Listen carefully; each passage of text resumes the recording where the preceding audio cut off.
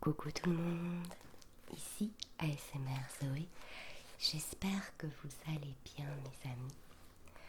On se retrouve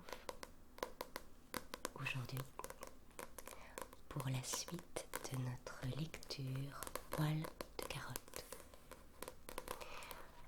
Alors, ça faisait longtemps, mais comme c'est une lecture que j'avais promise à l'un de mes abonnés, je me dois de la poursuivre. Alors pour tous ceux qui ne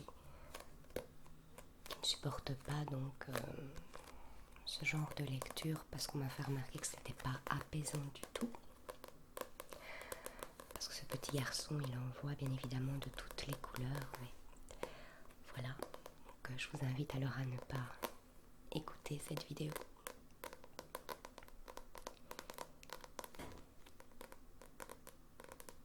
Et la prochaine fois, je vous remettrai donc un morceau de la comtesse de Ségur. C'est parti les enfants. Voilà, Honorine. Quel âge avez-vous donc déjà, Honorine? 67 ans depuis la Toussaint, Madame Le Pic. Vous voilà vieille, ma pauvre, pauvre vieille. Ça ne prouve rien quand on peut travailler. Jamais je n'ai été malade. Je crois les chevaux moins durs que moi. Voulez-vous que je vous dise une chose, Honorine? Vous mourrez tout d'un coup. Quelque soir, en revenant de la rivière, vous sentirez votre hotte plus écrasante, votre brouette plus lourde à pousser que les autres soirs. Vous tomberez à genoux entre les brancards, le nez sur votre linge mouillé, et vous serez perdue. On vous relèvera morte. Vous me faites rire, Madame Le Pic. N'ayez crainte, la jambe et le bras vont encore.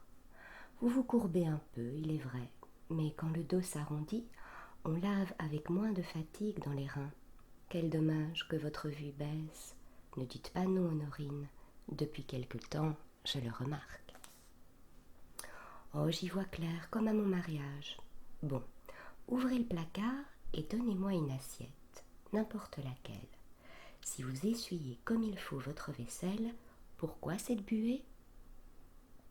Il y a de l'humidité dans le placard. Y a-t-il aussi dans le placard des doigts qui se promènent sur les assiettes? Regardez cette trace. Où donc, s'il vous plaît, madame? Je ne vois rien. C'est ce que je vous reproche, Honorine. Entendez-moi, je ne dis pas que vous vous relâchez, j'aurais tort.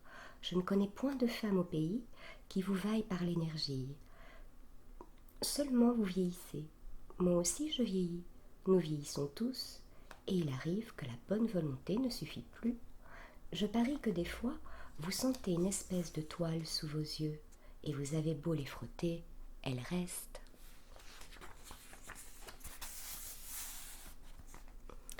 Pourtant, je les écarquille bien, et je ne vois pas trouble, comme si j'avais la tête dans un seau d'eau. Si, Honorine, vous pouvez me croire. Hier encore, vous avez donné à monsieur Le Pic un verre sale. Je n'ai rien dit, par peur de vous chagriner, en provoquant une histoire. Monsieur Le Pic non plus n'a rien dit. Il ne dit jamais rien, mais rien ne lui échappe. On s'imagine qu'il est indifférent. Erreur. Il observe et tout se grave derrière son front. Il a simplement repoussé du doigt votre verre et il a eu le courage de déjeuner sans boire. Je souffrais pour vous et lui. Diable aussi que monsieur Le Pic se gêne avec sa domestique. Il n'avait qu'à parler, et je lui changerais son verre. Possible, Honorine, mais de plus malignes que ne font pas parler monsieur Le Pic décidé à se taire. J'y ai renoncé moi-même. D'ailleurs, la question n'est pas là. Je me résume. Votre vue faiblit chaque jour un peu. S'il n'y a que demi-mal, quand il s'agit d'un gros ouvrage, d'une lessive, les ouvrages de finesse ne sont plus votre affaire. Malgré le surcroît de dépenses, je chercherai volontiers quelqu'un pour vous aider. Je n'accorderai jamais avec une autre femme dans mes jambes, Madame Le Pic. J'allais le dire. Alors quoi? Franchement, que me conseillez-vous? Ça marchera bien ainsi jusqu'à ma mort. Votre mort? Y songez-vous, Honorine? Capable de nous enterrer tous, comme je le souhaite. Supposez-vous que je compte sur votre mort? Vous n'avez peut-être pas l'intention de me renvoyer à cause d'un coup de torchon de travers. D'abord, je ne quitte votre maison que si vous me jetez à la porte, et une fois dehors, il faudra donc crever. Qui parle de vous renvoyer, Honorine? Vous voilà toute rouge. Nous causons l'une avec l'autre, amicalement, et puis vous vous fâchez, vous dites des bêtises, plus grosses que l'église. Dame, est-ce que je sais, moi? Et moi, vous ne perdez la vue ni par votre faute, ni par la mienne. J'espère que le médecin vous guérira. Ça arrive. En attendant, laquelle de nous deux est la plus embarrassée? Vous ne soupçonnez même pas que vos yeux prennent la maladie. Le ménage en souffre. Je vous avertis par charité, pour prévenir des accidents, et aussi parce que j'ai le droit, il me semble, de faire avec douceur une observation.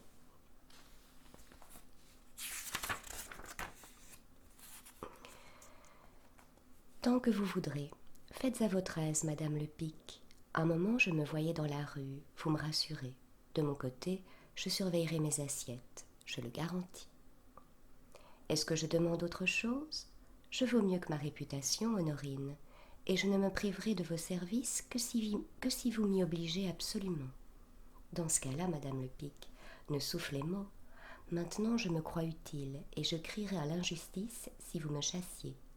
Mais le jour où je m'apercevrai que je deviens charge et que je ne sais même plus faire chauffer une marmite d'eau sur le feu, je m'en irai tout de suite, toute seule, sans qu'on me pousse. Et sans oublier, Honorine, que vous trouverez toujours un restant de soupe à la maison. Non, Madame Lepic, point de soupe, seulement du pain. Depuis que la mère Maït ne mange que du pain, elle ne veut pas mourir. Et savez-vous qu'elle a au moins 100 ans? Et savez-vous encore une chose, Honorine? Les mendiants sont plus heureux que nous, c'est moi qui vous le dis. Puisque vous le dites, je dis comme vous, Madame Lepic. Chapitre suivant, la marmite. Elles sont rares pour Poil de Carotte les occasions de se rendre utile à sa famille. Tapi dans un coin, il les attend au passage. Il peut écouter sans opinion préconçue, et le moment venu, sortir de l'ombre, et comme une personne réfléchie, qui seule garde toute sa tête au milieu de gens que les passions troublent, prendre en main la direction des affaires. Or, il devine que Madame Lepic a besoin d'un aide intelligent et sûr. Certes, elle ne l'avouera pas, trop fière. L'accord se fera tacitement, et Poil de Carotte devra agir sans être encouragé, sans espérer une récompense. Il s'y décide. Du matin au soir, une marmite pend à la crémaillère de la cheminée. L'hiver où il faut beaucoup d'eau chaude, on la remplit et on la vide souvent, et elle bouillonne sur un grand feu. L'été, on n'use de son eau qu'après chaque repas pour laver la vaisselle, et le reste du temps, elle bout sans utilité avec un petit sifflement continu, tandis que sous son ventre fendillé, 2 bûches fument, presque éteintes. Parfois, Honorine n'entend plus siffler. Elle se penche et prête l'oreille. Tout s'est évaporé, dit-elle. Elle verse un seau d'eau dans la marmite, rapproche les 2 bûches et remue la cendre. Bientôt, le doux chantonnement recommence et Honorine, tranquillisée, va s'occuper ailleurs. On lui dirait « Honorine, pourquoi faites-vous chauffer de l'eau qui ne vous sert plus? Enlevez donc votre marmite, éteignez le feu. Vous brûlez du bois comme s'il ne coûtait rien. Tant de pauvres gèlent dès qu'arrive le froid. Vous êtes pourtant une femme économe. » Elle secourait la tête. Elle a toujours vu une marmite pendre au bout de la crémaillère. Elle a toujours entendu de l'eau bouillir, et la marmite vidée, qu'il pleuve, qu'il vente ou que le soleil tape, elle l'a toujours remplie. Et maintenant, il n'est même plus nécessaire qu'elle touche la marmite, ni qu'elle la voie. Elle la connaît par cœur. Il lui suffit de l'écouter, et si la marmite se tait, elle y jette un seau d'eau, comme elle enfilerait une perle, tellement habituée que jusqu'ici, elle n'a jamais manqué son coup. Elle le manque aujourd'hui pour la première fois. Toute l'eau tombe dans le feu, et un nuage de cendres, comme une bête dérangée qui se fâche, saute sur Honorine l'enveloppe, l'étouffe et la brûle.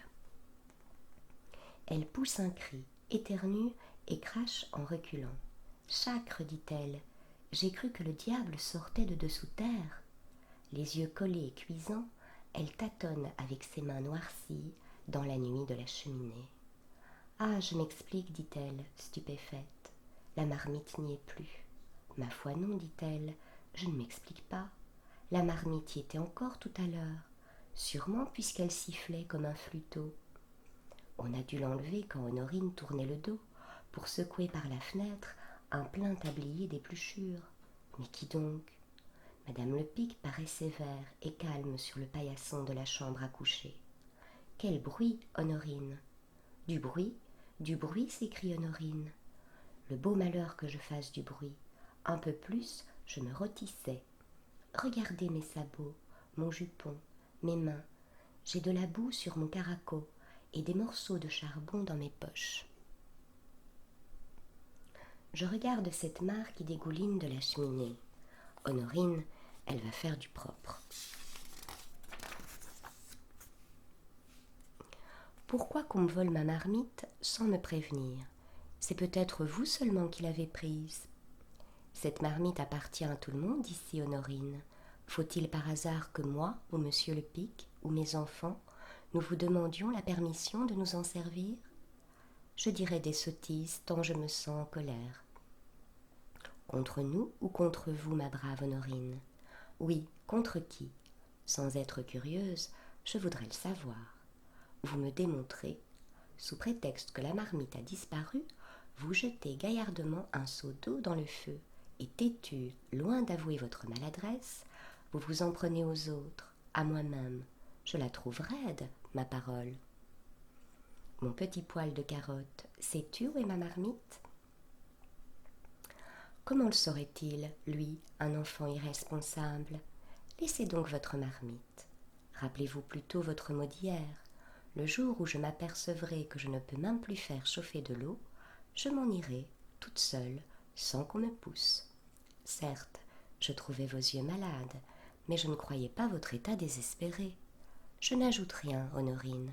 Mettez-vous à ma place. Vous êtes au courant, comme moi, de la situation. Jugez et concluez.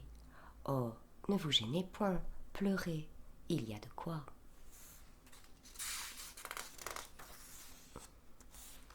Chapitre suivant, la réticence.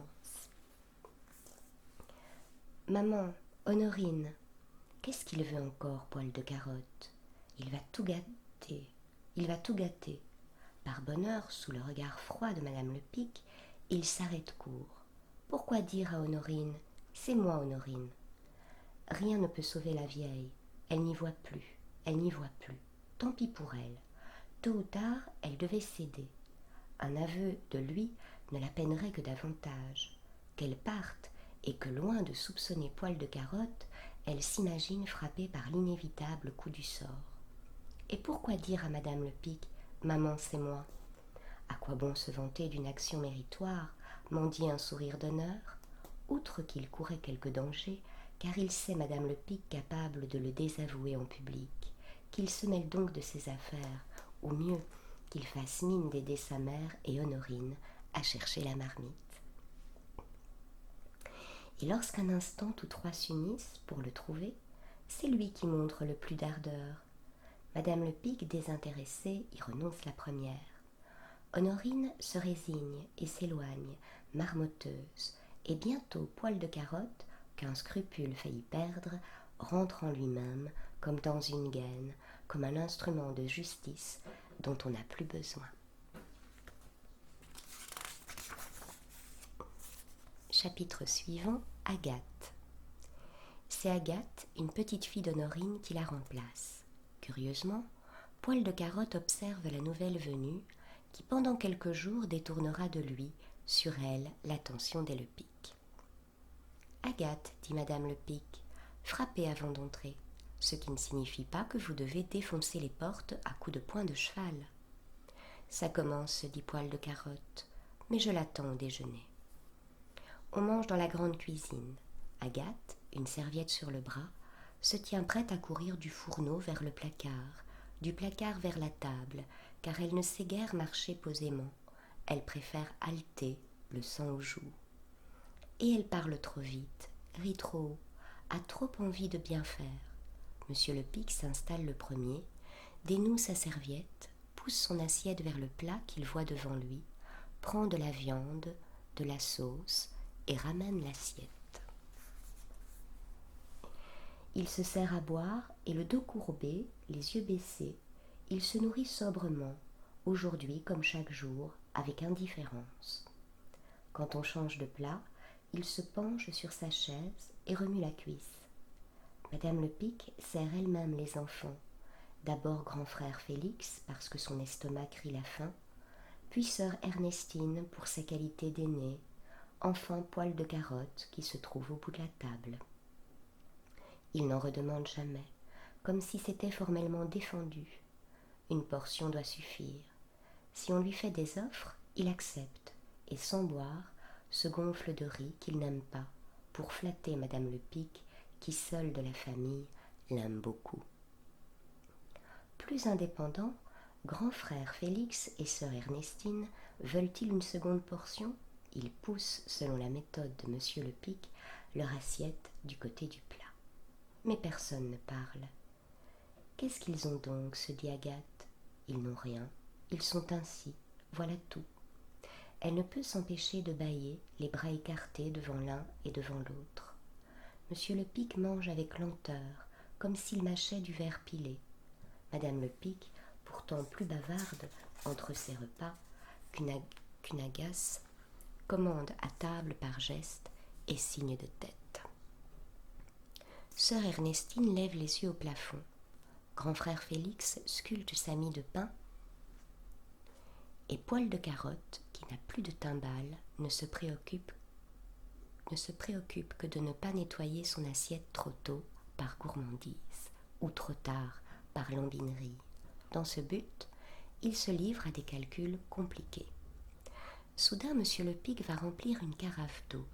J'y serais bien allée, moi, dit Agathe. Ou plutôt, elle ne le dit pas, elle le pense seulement. Déjà atteinte du mal de tous, la langue lourde, elle n'ose parler, mais se croyant en faute, elle redouble d'attention. Monsieur Lepic n'a presque plus de pain. Agathe, cette fois, ne se laissera pas devancer. Elle le surveille au point d'oublier les autres et que Madame Lepic, d'un sec, « Agathe, est-ce qu'il vous pousse une branche ?» la rappelle à l'ordre. « Voilà, madame, » répond Agathe, et elle se multiplie sans quitter de l'œil Monsieur Lepic. Elle veut le conquérir par ses prévenances et tâchera de se signaler. Il est temps. Comme Monsieur Lepic mord sa dernière bouchée de pain, elle se précipite au placard et rapporte une couronne de 5 livres, non entamée, qu'elle lui offre de bon cœur, tout heureuse d'avoir deviné les désirs du maître. Or, Monsieur Lepic noue sa serviette, se lève de table, met son chapeau et va dans le jardin fumer une cigarette. Quand il a fini de déjeuner, il ne recommence pas. Cloué, stupide, Agathe, tenant sur son ventre la couronne qui pèse 5 livres, semble la réclame en cire d'une fabrique d'appareils de sauvetage. Chapitre suivant, le programme. Ça vous la coupe, dit Poil de Carotte, dès qu'Agathe et lui se trouvent seuls dans la cuisine.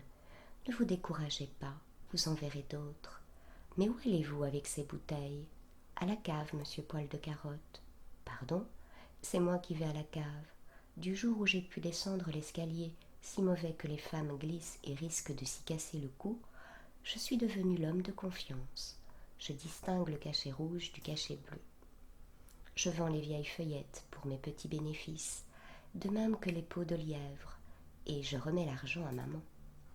Entendons-nous, s'il vous plaît, afin que l'un ne gêne pas l'autre dans son service.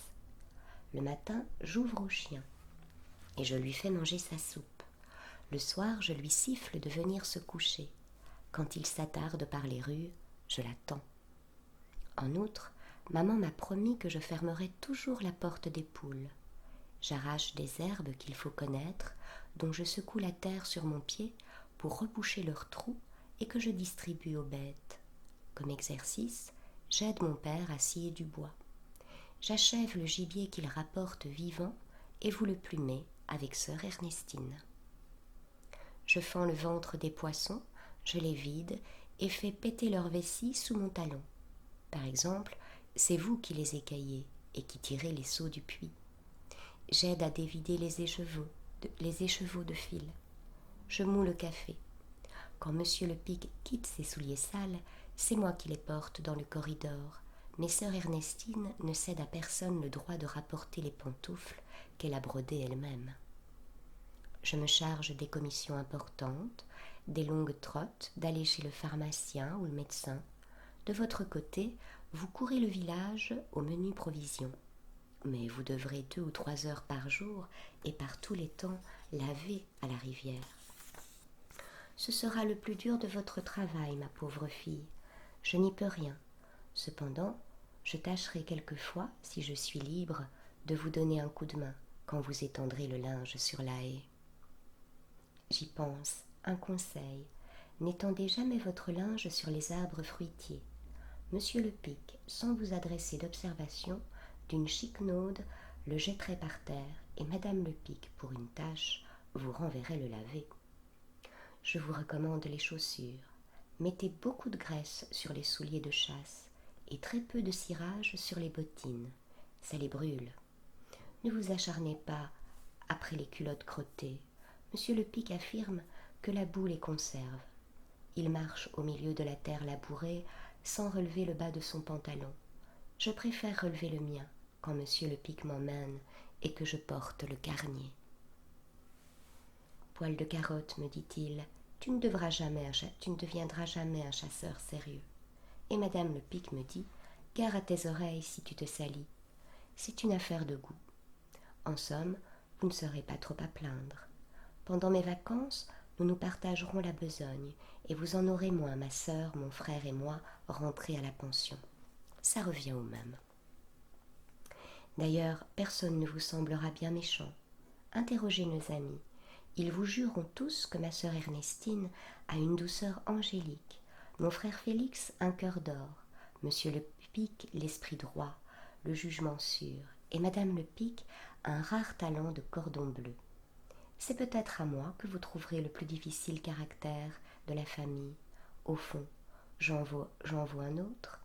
Il suffit de savoir me prendre. Du reste, je me raisonne, je me corrige, sans fausse modestie, je m'améliore, et si vous y mettez un peu du vôtre, nous vivrons en bonne intelligence. Non, ne m'appelez plus monsieur, appelez-moi Poil de Carotte, comme tout le monde. C'est moins long que Monsieur le Pic, fils. Seulement, je vous prie de ne pas me tutoyer à la façon de votre grand-mère Honorine, que je détestais parce qu'elle me froissait toujours. Chapitre suivant, l'aveugle. Du bout de son bâton, il frappe discrètement à la porte. Qu'est-ce qu'il veut encore, celui-là? Tu ne le sais pas? Il veut ses 10 sous, c'est son jour, laisse-le entrer. Monsieur le Pic, maussade, ouvre la porte, tire l'aveugle par le bras, brusquement, à cause du froid. Bonjour tous ceux qui sont là, dit l'aveugle. Il s'avance. Son bâton court à petits pas sur les dalles, comme pour chasser des souris, et rencontre une chaise. L'aveugle s'assied et tend au poil ses mains transies. Monsieur le Pic prend une pièce de 10 sous et dit « Voilà ». Il ne s'occupe plus de lui. Il continue la lecture d'un journal. Poil de Carotte s'amuse, accroupi dans un coin. Il regarde les sabots de l'aveugle. Ils fondent et tout autour des rigoles se dessinent déjà. Madame le Pic s'en aperçoit. « Prêtez-moi vos sabots, vieux, dit-elle. Elle les porte sous la cheminée. Trop tard, ils ont laissé une mare, et les pieds de l'aveugle, inquiets, sentent l'humidité, se lèvent tantôt l'un, tantôt l'autre, écartent la neige boueuse, la répandent au loin. D'un ongle, Poil de Carotte gratte le sol, fait signe à l'eau sale de couler vers lui, indique des crevasses profondes. Puisqu'il a ses 10 sous, dit Madame le Pic, sans crainte d'être entendue, que demande-t-il? Mais l'aveugle parle politique, tout d'abord timidement, ensuite avec confiance. Quand les mots ne viennent pas, il agite son bâton, se brûle le poing au tuyau du poêle, le retire vite et soupçonneux, roule son blanc d'œil au fond de ses larmes, intarissable. Parfois, Monsieur le Pic qui tourne le journal dit « Sans doute pas pâtissier, sans doute, mais en êtes-vous sûr ?»« Si j'en suis sûr, s'écrie l'aveugle. Ça par exemple, c'est fort. Écoutez-moi, Monsieur le Pic, vous allez voir comment je m'ai aveuglé. » Il ne démarrera plus, dit Madame le Pic. En effet, l'aveugle se trouve mieux. Il raconte son accident, s'étire et fond tout entier. Il avait dans les veines des glaçons qui se dissolvent et circulent. On croirait que ses vêtements et ses membres suent l'huile. Par terre, la mare augmente. Elle gagne Poil de Carotte. Elle arrive. C'est lui le but. Bientôt il pourra jouer avec. Cependant, Madame le Pic commence une manœuvre habile. Elle frôle l'aveugle, lui donne des coups de coude, lui marche sur les pieds, le fait reculer, le force à se loger entre le buffet et l'armoire où la chaleur ne rayonne plus. L'aveugle, dérouté, tâtonne, gesticule, et ses doigts grimpent comme des bêtes. Il ramonne sa nuit. De nouveau des glaçons se forment, voici qu'il regèle, et l'aveugle termine son histoire d'une voix pleurarde. Oui, mes bons amis, fini plus Dieu, plus rien, plus noir de four. Son bâton lui échappe. C'est ce qu'attendait Madame le Pic. Elle se précipite, ramasse le bâton et le rend à l'aveugle, sans le lui rendre. Il croit le tenir, il ne l'a pas. Au moyen d'adroites tromperies, elle le déplace encore, lui remet ses sabots et le guide du côté de la porte. Puis elle le pince légèrement, afin de se venger un peu. Elle le pousse dans la rue, sous l'édredon du ciel gris, qui se vide de toute sa neige, contre le vent qui grogne, ainsi qu'un chien oublié dehors. Et avant de refermer la porte, Madame le Pic crie à l'aveugle, comme s'il était sourd, « Au revoir, ne perdez pas votre pièce, à dimanche prochain s'il fait beau, et si vous êtes toujours de ce monde, ma foi, vous avez raison, mon vieux pâtissier, on ne sait jamais ni qui vit ni qui meurt, chacun ses peines et Dieu pour tous. » Chapitre suivant, le jour de l'an. Il neige.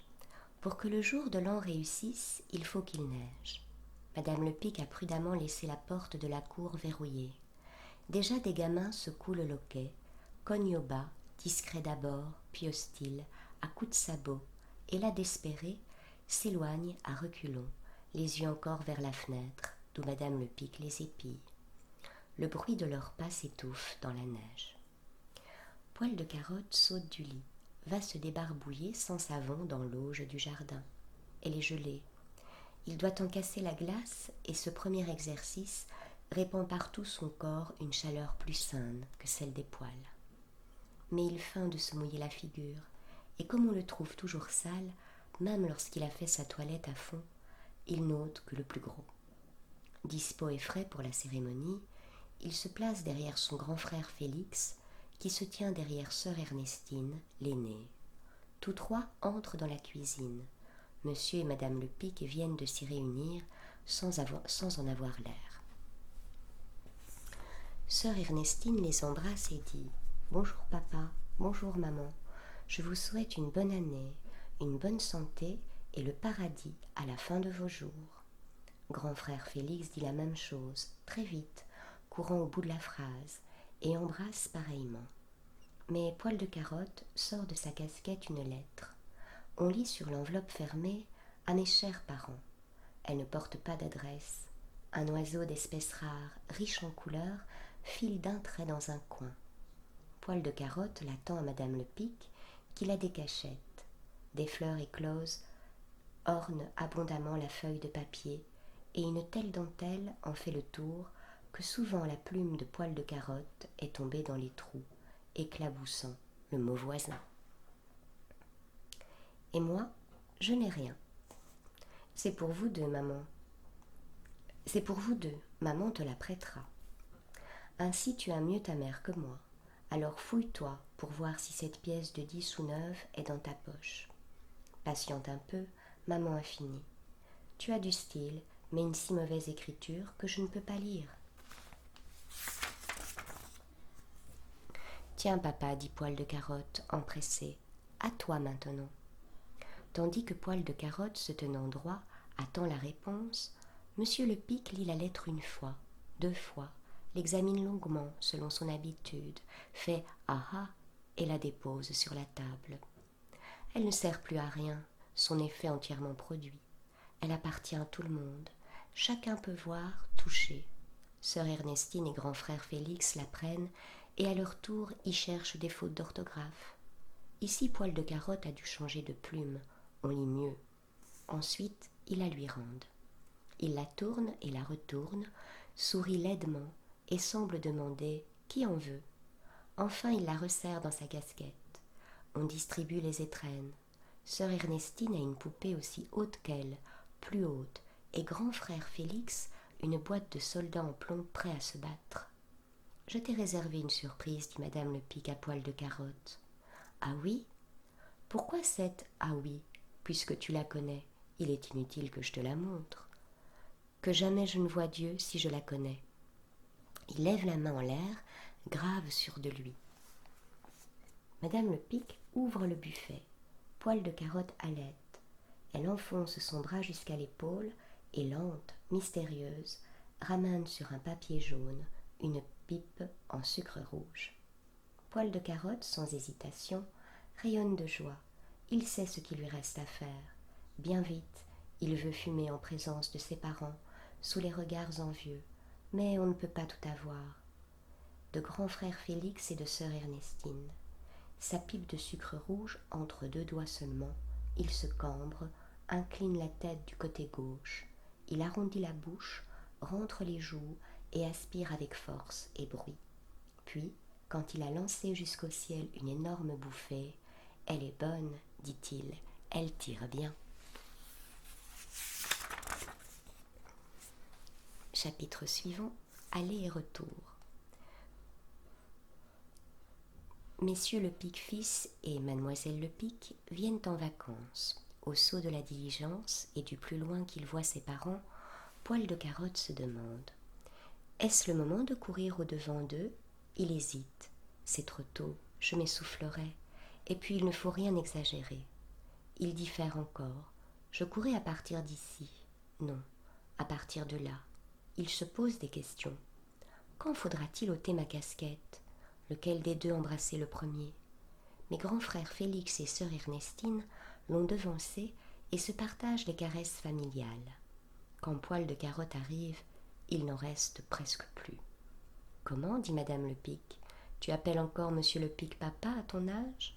Dis-lui mon père, et donne-lui une poignée de main, c'est plus viril. » Ensuite, elle le baise, une fois au front, pour ne pas faire de jaloux. Poil de Carotte est tellement content de se voir en vacances qu'il en pleure. Et c'est souvent ainsi, souvent, il manifeste de travers. Le jour de la rentrée est fixée au lundi matin, 2 octobre. On commencera par la messe du Saint-Esprit, du plus loin qu'elle entend les grelots de la diligence. Madame le Pic tombe sur ses enfants et les étreint d'une seule brassée. Poil de Carotte ne se trouve pas dedans. Il espère patiemment son tour, la main déjà tendue vers les courroies de l'impériale. Ses adieux tout près, à ce point triste qu'il chantonne malgré lui. « Au revoir, ma mère, dit-il d'un air digne. Tiens, dit madame le Pic, pour qui te prends-tu, Pierrot ? Il t'en coûterait de m'appeler maman, comme tout le monde. A-t-on jamais vu ? C'est encore blanc de bec et sale de nez, et ça veut faire l'original. Cependant, elle le baise, une fois, au front, pour ne pas faire de jaloux. Chapitre suivant, le porte-plume. L'institution Saint-Marc, où monsieur le Pic a mis grand frère Félix et Poil de Carotte, suit les cours du lycée. 4 fois par jour, les élèves font la même promenade, très agréable dans la belle saison. Et quand il pleut, si courte que les jeunes gens se rafraîchissent plutôt qu'ils ne se mouillent, elle leur est hygiénique d'un bout de l'année à l'autre. Comme ils reviennent du lycée ce matin, traînant les pieds et moutonniers, Poil de Carotte, qui marche la tête basse, entend dire « Poil de Carotte, Regarde ton père là-bas. Monsieur Lepic aime surprendre ainsi ses garçons. Il arrive sans écrire, et on l'aperçoit soudain, planté sur le trottoir d'en face, au coin de la rue, les mains derrière le dos, une cigarette à la bouche.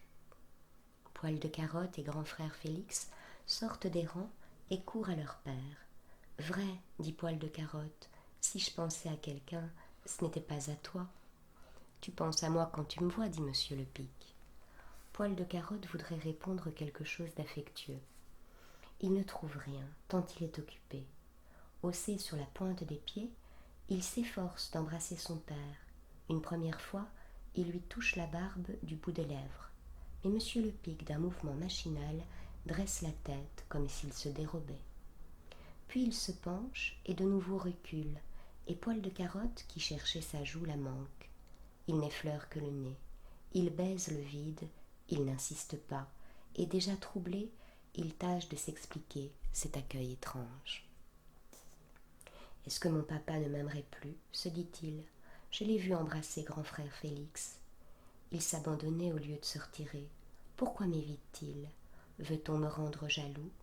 Régulièrement je fais cette remarque. Si je reste 3 mois loin de mes parents, j'ai une grosse envie de les voir. Je me promets de bondir à leur cou comme un jeune chien.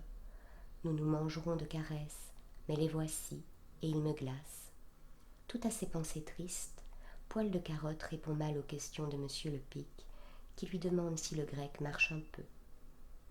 Ça dépend. La version va mieux que le thème, parce que dans la version, on peut deviner. Et l'allemand? C'est très difficile à prononcer, papa. Bougre. Comment la guerre déclarée battra-tu les Prussiens, sans avoir leur langue vivante? Ah, d'ici là, je m'y mettrai. Tu me menaces toujours de la guerre. Je crois décidément qu'elle attendra pour éclater, que j'ai fini mes études. Quelle place as-tu obtenue dans la dernière composition? J'espère que tu n'es pas à la queue. Il en faut bien un. Bougre, moi qui voulais t'inviter à déjeuner.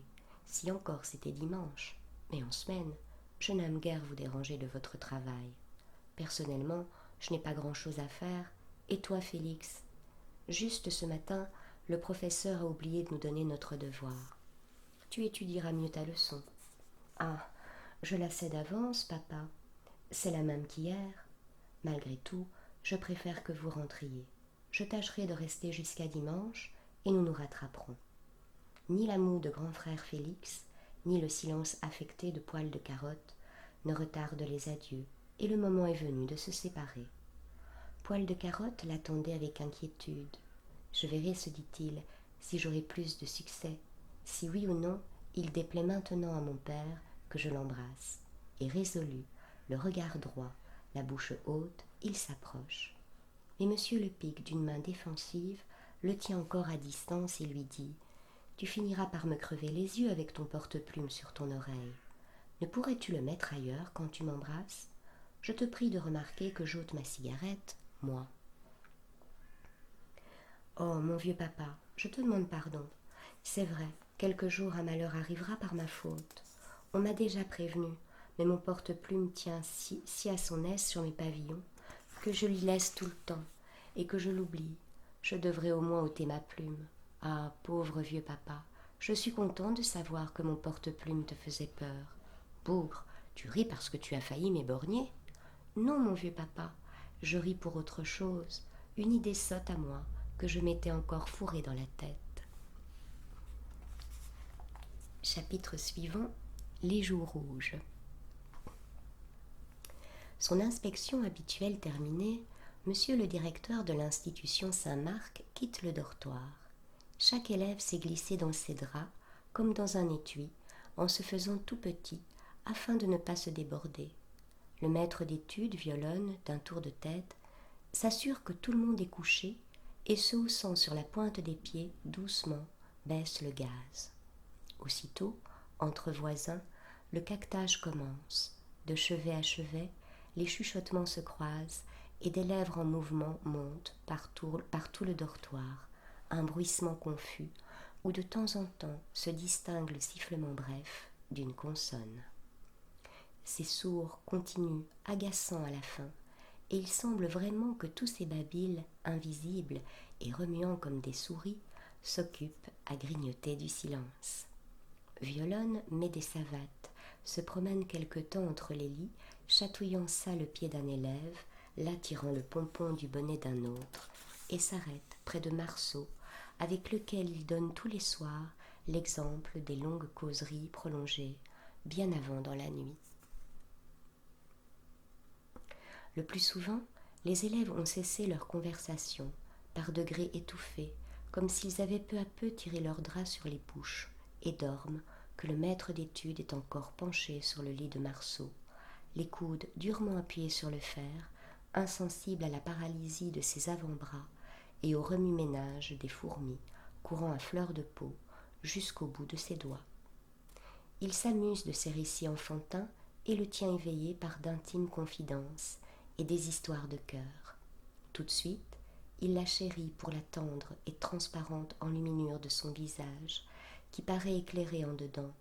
Ce n'est plus une peau, mais une pulpe, derrière laquelle, à la moindre variation atmosphérique, s'enchevêtrent visiblement les vénules, comme les lignes d'une carte d'Atlas, sous une feuille de papier à décalquer. Marceau a d'ailleurs une manière séduisante de rougir, sans savoir pourquoi, et à l'improviste, qui le fait aimer comme une fille. Souvent, un camarade pèse du bout du doigt sur l'une de ses joues et se retire avec brusquerie, laissant une tache blanche, bientôt recouverte d'une belle coloration rouge, qui s'étend avec rapidité, comme du vin dans de l'eau pure, se varie richement et se nuance depuis le bout du nez rose jusqu'aux oreilles lilas. Chacun peut opérer soi-même. Marceau se prête complaisamment aux expériences. On l'a surnommée veilleuse, lanterne, joue rouge. Cette faculté de s'embraser à volonté lui vaut bien des envieux. Poil de Carotte, son voisin de lit, le jalouse entre tous. Pierrot, lymphatique et grêle, au visage farineux, il pince vainement à se faire mal, son épiderme exsangue, pour y amener quoi, et encore pas toujours, quelques points d'un roux douteux. Il zèbrerait volontiers haineusement, à coups d'ongles, et écorcerait comme des oranges les joues vermillonnées de Marceau. Depuis longtemps, très intrigué, il se tient aux écoutes ce soir-là, dès la venue de Violonne, soupçonneux avec raison peut-être, et désireux de savoir la vérité sur les allures cachotières du maître d'études. Il met en jeu toute son habileté de petit espion, simule un ronflement pour rire, change avec affectation de côté, en ayant soin de faire le tour complet, pousse un cri perçant comme s'il avait le cauchemar, ce qui réveille en peur le dortoir, et imprime un fort mouvement de houle à tous les draps, puis, dès que Violonne s'est éloignée, il dit à Marceau, le torse hors du lit, le souffle ardent, « Pistolet, pistolet !» On ne lui répond rien. Poil de Carotte se met sur les genoux, saisit le bras de Marceau et le secouant avec force, « Entends-tu, pistolet ?» Pistolet ne semble pas entendre. Poil de Carotte exaspéré reprend. « C'est du propre. Tu crois que je ne vous ai pas vu ? Dis voir un peu qu'il ne t'a embrasé. Dis-le voir un peu que tu n'es pas son pistolet. » Il se dresse, le col tendu, pareil à un jard, blanc qu'on agace, les poings fermés au bord du lit. Mais cette fois on lui répond, « Eh bien, après ?» D'un seul coup de rein, Poil de Carotte rentre dans ses draps. C'est le maître d'études qui revient en scène, apparu soudainement. « Oui, dit Violonne, je t'ai embrassé, Marceau. Tu peux l'avouer, car tu n'as fait aucun mal. Je t'ai embrassé sur le front, mais Poil de Carotte ne peut pas comprendre, déjà trop dépravé pour son âge, que c'est là un baiser pur et chaste, un baiser de père à un enfant, et que je t'aime comme un fils, ou si tu veux comme un frère.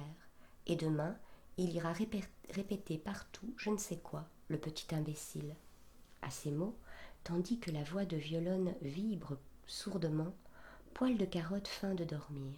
Toutefois, il soulève la tête pour entendre encore.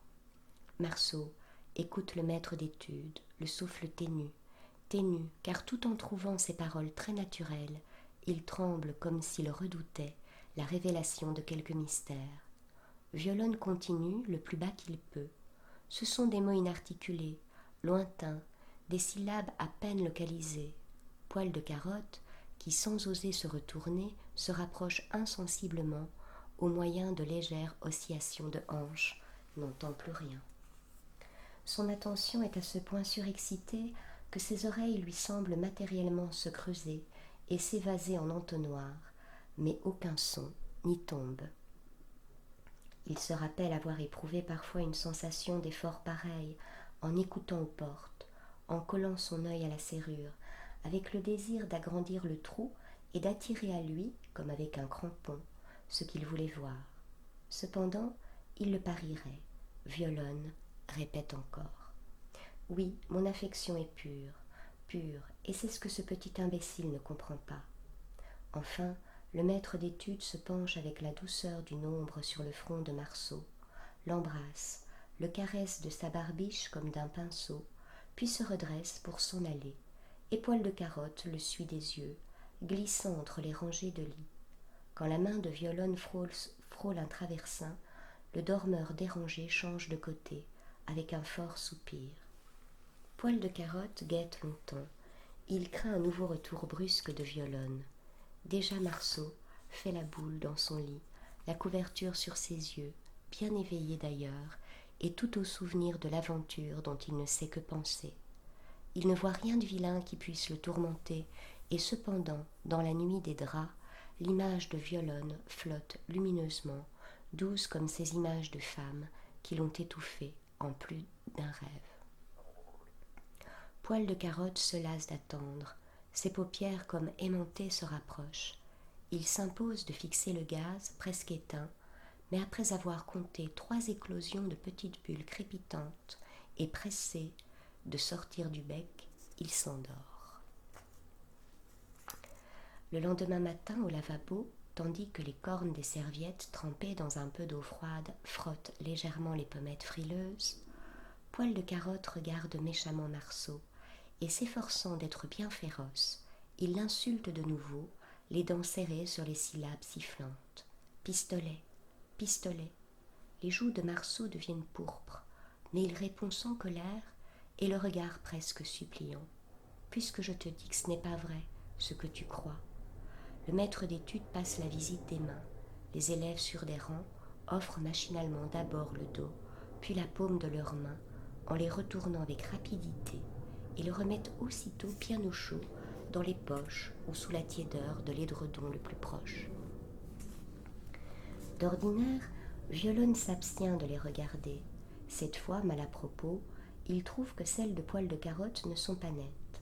Poil de Carotte, prié de les repasser sous le robinet, se révolte. On peut à vrai dire y remarquer une tache bleuâtre, mais il soutient que c'est un commencement d'engelure. On lui en veut sûrement. Violonne doit le faire conduire chez monsieur le directeur.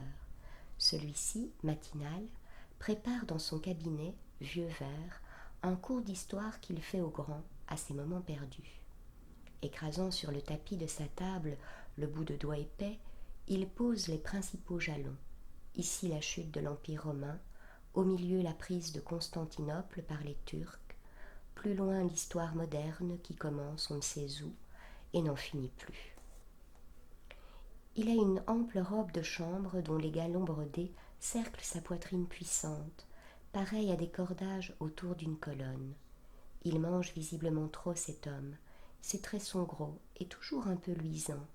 Il parle fortement, même aux dames, et les plis de son cou ondulent sur le col d'une manière lente et rythmique. Il est encore remarquable pour la rondeur de ses yeux et l'épaisseur de ses moustaches. Poil de Carotte se tient debout devant lui, sa casquette entre les jambes, afin de garder toute sa liberté d'action. D'une voix terrible, le directeur demande « Qu'est-ce que c'est ?»« Monsieur, c'est le maître d'études qui m'envoie vous dire que j'ai les mains sales. Mais c'est pas vrai !» Et de nouveau, consciencieusement, Poil de Carotte montre ses mains en les retournant. D'abord le dos, ensuite la paume. Il fait la preuve. D'abord la paume, ensuite le dos. « Ah, c'est pas vrai, dit le directeur. 4 jours de séquestre, mon petit. » Monsieur, dit Poil de Carotte, le maître d'études, il m'en veut. Ah, il t'en veut. 8 jours, mon petit. Poil de Carotte connaît son homme. Une telle douceur ne le surprend point. Il est bien décidé à tout affronter. Il prend une pose raide, serre ses jambes et s'enhardit au mépris d'une gifle.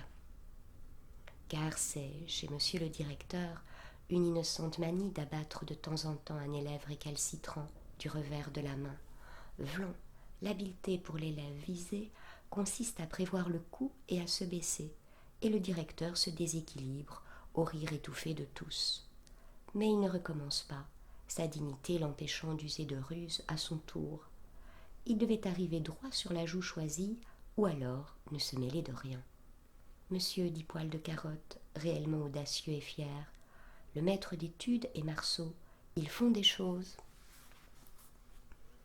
Aussitôt, les yeux du directeur se troublent comme si 2 moucherons s'y étaient précipités soudain.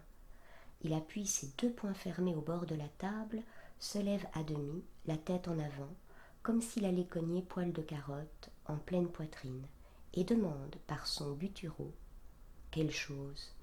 Poil de Carotte semble pris au dépourvu. Il espérait peut-être que ce n'est que différé, l'envoi d'un tome massif, de M. Henri Martin par exemple, lancé d'une main à droite, et voilà qu'on lui demande des détails. Le directeur attend. Tous ces plis du cou se joignent pour ne former qu'un bourrelet unique, un éperon de cuir où siège de guingois sa tête. Poil de Carotte hésite, le temps de se convaincre que les mots ne lui viennent pas. Puis, la mine, tout à fait confuse, le dos rond, l'attitude apparemment gauche et penaude, il va chercher sa casquette entre ses jambes, l'en retire aplatie, se courbe de plus en plus, se ratatine et l'élève doucement, à hauteur de menton. Et lentement, sournoisement, avec des précautions pudiques, il enfuit sa tête simiesque dans la doublure ouatée, sans dire un mot. Le même jour, à la suite d'une courte enquête, Violonne reçoit son congé. C'est un touchant départ, presque une cérémonie. « Je reviendrai, dit Violonne, c'est une absence. » Mais il n'en fait accroire à personne. L'institution renouvelle son personnel comme si elle craignait pour lui la moisissure. C'est un va-et-vient de maître d'études. Celui-ci part comme les autres, et meilleur, il part plus vite. Presque tous l'aiment. On ne lui connaît pas d'égal dans l'art d'écrire des entêtes pour cahiers, tels que cahier d'exercice grec appartenant à. Les majuscules sont moulées comme des lettres d'enseigne. Les bancs se vident. On fait cercle autour de son bureau. Sa belle main, où brille la pierre verte d'une bague, se promène élégamment sur le papier. Au bas de la page, il improvise une signature. Elle tombe, comme une pierre dans l'eau, dans une ondulation et un remous de lignes à la fois régulières et capricieuses qui forment le paraphe, un petit chef-d'œuvre. La queue du paraphe s'égare, se perd dans le paraphe lui-même. Il faut regarder de très près, chercher longtemps pour la retrouver. Inutile de dire que le tout est fait d'un seul trait de plume. Une fois, il a réussi un enchevêtrement de lignes nommées cul-de-lampe. Longuement, les petits s'émerveillèrent. Son renvoi les chagrine fort. Ils conviennent qu'ils devront bourdonner le directeur à la première occasion, c'est-à-dire enfler les joues et imiter avec les lèvres le vol des bourdons pour marquer leur mécontentement. Quelques jours, ils n'y manqueront pas. En attendant, ils s'attristent les uns les autres.